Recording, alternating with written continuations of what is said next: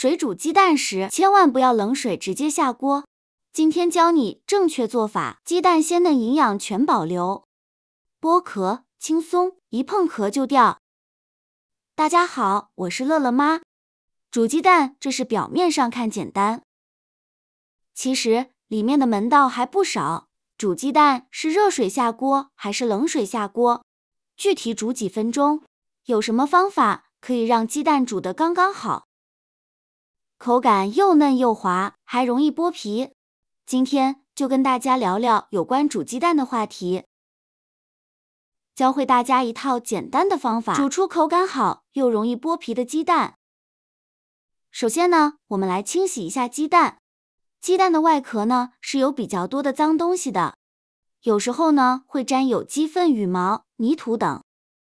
把鸡蛋清洗干净，吃起来才更加的安全卫生，也不会污染我们烹饪的锅。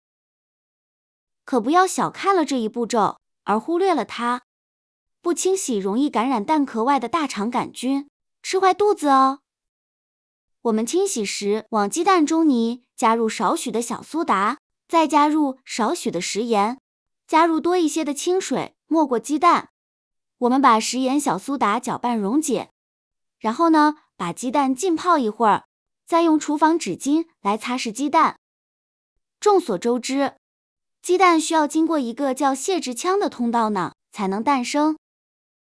泄殖腔通道又承担了排泄、甲生殖两个职责，所以鸡蛋表面的污垢可能是鸡的排泄物、鸡毛等污染物，并伴有大肠杆菌、沙门氏菌等致病微生物附着。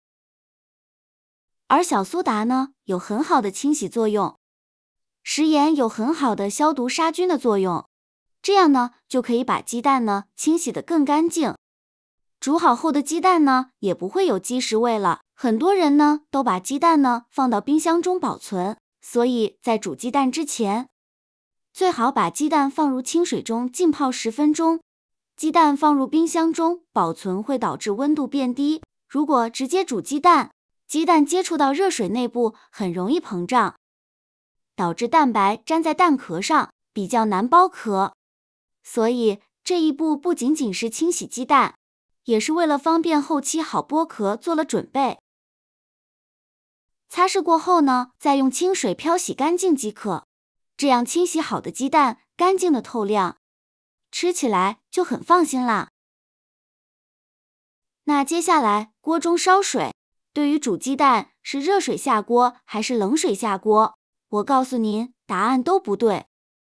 冷水煮鸡蛋呢，有以下2个因素。第一，鸡蛋容易粘壳破壳，蛋清容易粘壳，尤其是越新鲜的鸡蛋粘壳就越厉害。往往剥鸡蛋的时候，不仅会大片的带下蛋清，造成浪费，剥起来还相当的麻烦，而且冷水入锅长时间煮，鸡蛋还容易被煮烂。第二，冷水中泥带有一定的细菌，冷水中的细菌呢，可能通过蛋壳上的气孔进入鸡蛋内部，导致鸡蛋容易变坏，影响质量。而热水煮鸡蛋虽然有利于鸡蛋蛋壳的脱落，但每鸡蛋蛋壳的厚度不同，能承受热胀冷缩的能力不同，所以热水煮鸡蛋往往会造成鸡蛋在煮到半生不熟，蛋壳开裂，让半凝固的蛋清、蛋黄直接煮得满锅都是。日常所认为的鸡蛋煮熟了，就是鸡蛋内部固化了结果。所以用温水煮鸡蛋最不合适。一是温水煮鸡蛋不容易让蛋清粘壳，二是温水煮鸡蛋不是热水那样让蛋壳开裂。温水下锅煮鸡蛋，水温达到40度左右即可，也就是锅底水撕开未开的时候呢，把鸡蛋下入锅中。当水温达到58度时，鸡蛋就会凝固变性，当蛋黄温度达到68度时即可成熟。但是先要达到无菌的状态，温度呢至少要达72度，所以小火煮8分钟左右就可以达到无菌的状态。如果想要溏心，则煮的时候呢时间稍微短点，那想要鸡蛋煮出来更好剥壳的话，我们可以往里边呢加入1勺食盐，少许的白醋，让鸡蛋壳更好的脱落。因为鸡蛋壳的成分呢是碳酸钙，当与醋酸发生反应后，蛋壳便会被软化，这样不仅在煮的过程中，蛋壳不容易开裂，软化的蛋壳只需要轻轻一碰就脱落了。在煮的过程中，如果加入食盐，会使水分呢更容易渗透到鸡蛋中，使鸡蛋煮熟的更均匀。盐会使水的沸点升高，这样可以避免水泡在鸡蛋壳上的时候产生过大的气压，从而导致鸡蛋破壳，还能提高鸡蛋的营养价值。适量的食用盐可以让人体的电解质平衡，有益于身体的健康。煮出来的鸡蛋口感好坏，有一个重要决定因素，那就是煮鸡蛋的时间，我们可以精确到分钟来计算。鸡蛋煮的时间过短，蛋黄还是流体或半流体的状态，容易存在沙门氏菌污染的问题。鸡蛋煮的时间过长，内部呢会发生化学变化，导致口感不佳，也不利于消化。7到8分钟是个不错的标准，蛋黄刚刚凝固，质地细腻不干，蛋白保持 Q 弹口感。这个时间段煮出来的鸡蛋，蛋黄的香气更浓郁，而且你能保持最优的营养结构，不怕脂肪氧化或蛋白质被过度分解。煮鸡蛋的过程中，我们可以盖盖子，用来保持锅内的温度和湿度稳定，这样能锁住热气和水蒸气，加快鸡蛋煮熟的速度。尤其是在煮少量鸡蛋或使用小火煮时，盖盖子可以使锅内的环境更利于鸡蛋均匀受热，缩短煮鸡蛋的时间哦。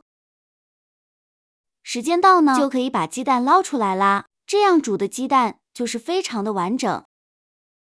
煮鸡蛋的最后一步是过冷水，煮熟的鸡蛋切记不要直接剥皮吃。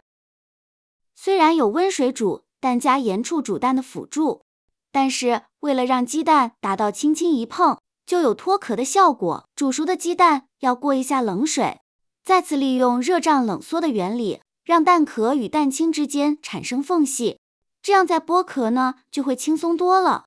浸泡至鸡蛋冷却不烫手，我们就可以来剥壳啦。看看这样剥壳一碰就掉，是不是没有夸张呢？